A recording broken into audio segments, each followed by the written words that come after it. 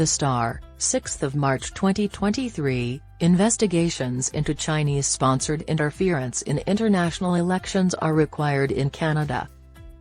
Beyond China, there needs to be a public investigation that is impartial and autonomous. China meddles in Canada's electoral process. Strong, foreign non-governmental actors, including businesses with foreign influences, frequently meddle in our elections. They are more adept at influencing voters than China's agents.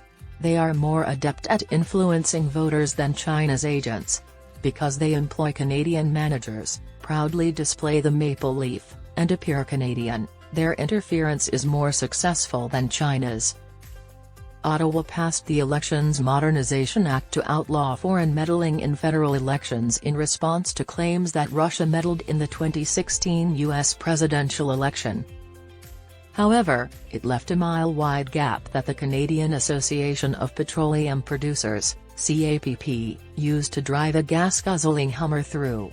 CAPP is the leading advocate for big foreign oil, and it is based in Calgary. According to the Elections Act, third parties cannot support election-related actions if the source of funds is a foreign entity. Corporations outside Canada are included in that. However, strangely, foreign-owned businesses that name Canada as their headquarters are exempt. That is illogical. Having foreign ownership entails having foreign funding and control. China has been abusing people. Canada should take the example of Senator Elizabeth Warren and spokesperson Jamie Raskin in prohibiting foreign-influenced corporations from meddling in domestic elections. According to Ellen Weintraub, a former chair of the U.S. Federal Election Commission, it defies logic to permit groups of foreigners to finance political spending through corporations.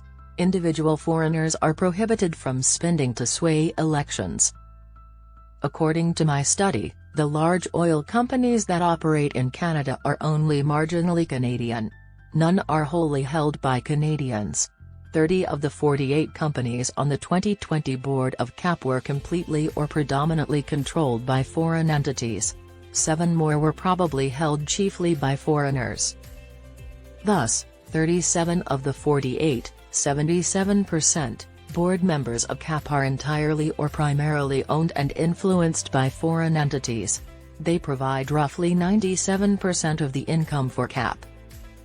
The influential American Petroleum Institute, API, a U.S. energy lobby organization, advised CAPP to develop a Canadian version of the API's Energy Citizens program before the 2015 federal election.